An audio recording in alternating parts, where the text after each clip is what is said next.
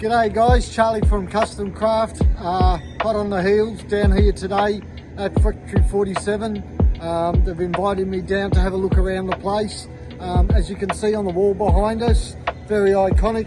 You start at Whitaker Boulevard, cruise on over there because all you got your lowrider scene and that type of people over there.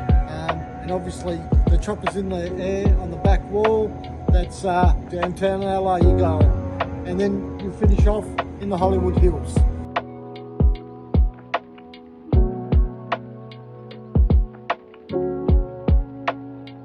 Alright, first stop is, let's check out the steel the bars are made out of. Alright, here's their lengths of steel, all made in America. There you go, made in USA. So it's seamless tube that they actually use the proper stuff. It's not cheap shit stuff, there is no seam in there. So you don't get that fracture. You've got, it goes from a soft tube to actually a really strong tube. So they get the raw bar, and here's a chop shop. First thing it does, man, it gets the saw straight through it, it gets cut off into lengths, the required lengths they need for making particular bars. They know exactly how much they're going to get out of the length, there is no wastage, and everything's done to spec. Just chop, chop, chop, chop, chop. Notice the chop shop. Some of the tube benders. Top quality. We used to use the same ones doing the aircraft stuff back in the day at the aircraft factory. Beautiful old benders. I say they're beautiful old because they've got a strong bed on it, and to get a good press and a clamp and everything like that you need a strong bed. I have here one of their anarchy bars. Look at it, all nice tight bends, but you see the bend, it doesn't reduce. It stays the same shape and form all the way through the bend. That's not easy to do. That's the perfect bend right there. It's absolutely perfect. Even this bend here, there is no reduction in the bend. So there wasn't any compensation done when the actual steel was bent and it didn't elongate and it stayed the same shape and firmness all the way through. Perfectly done. Machine shop. We've got an old Wanderer in action here. Beautiful old machine. I remember these back in the day.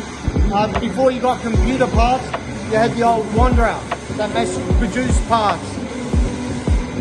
I've spoken about these before.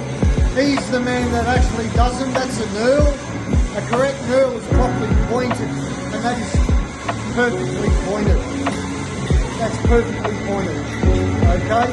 It's completely at the right size. When you bite into that, it actually will bite down and grip. Okay? This is inspections, so it's gone through the whole factory. These bars come here for quality, and they get checked out. Here are some of the bars lined up to get processed. Check it out, man. This is all polished. This isn't chrome, this is just polished. Blemishes all taken out, beautifully radiated.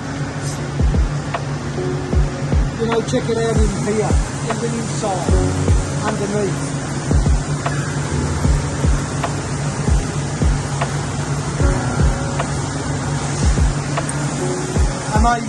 Amazing bars, you know. I love it. Love this old machine, man. We've got similar to this in Melbourne, this sort of press. This is the big one in the factory, and they do their big bends here. It's important. That gives it that form and shape that you get at the bottom of the bar. So that's pressed two ways, from the top and the bottom, and you get a nice curvature. It's not tube bending as such where you're bending it around the die.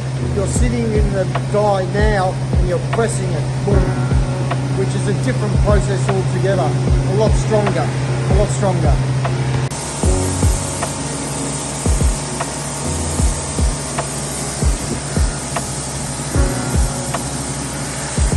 So here we are at some bars on a rack, and these bars, what they do different here, and I can understand it, right?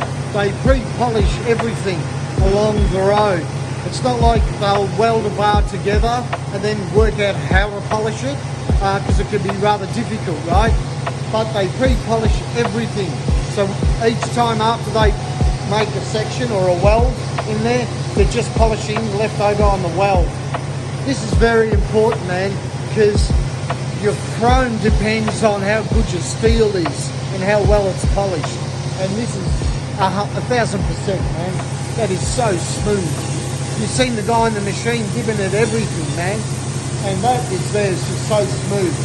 And you have a look at the welds, perfect. They just do the grinding after it, internally and around. It looks awesome, absolutely awesome.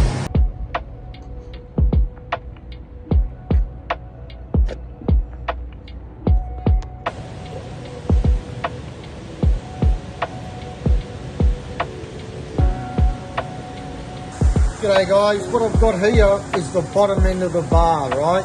Here's where they sit in the clamps, right? And then the rest of the bar is welded and added to this bottom section. This bottom section is very important. I'll give you a key factor. All right, you're trying to pass wires through the bar and it hits this section here, right? Which is actually this bit here. You see it's all chamfered, nice. It's all smooth. Look at that. No inspection, and I cannot cut my finger there. So if I can't cut my finger, you're definitely not going to cut your wires or have them hang up there. They will flow through. Nothing worse than buying a set of bars, cheap bars, and spending another $2,000 to get them fitted. Here, and I've had personal experience with this, with my mechanic. He did my Vikla bars, and he couldn't believe how easy the wires went in. He actually gave them 10 out of 10. So this thing here is worth its weight in gold. So this area is final, it's been chromed, and here's, they get wrapped before the parts are shipped out.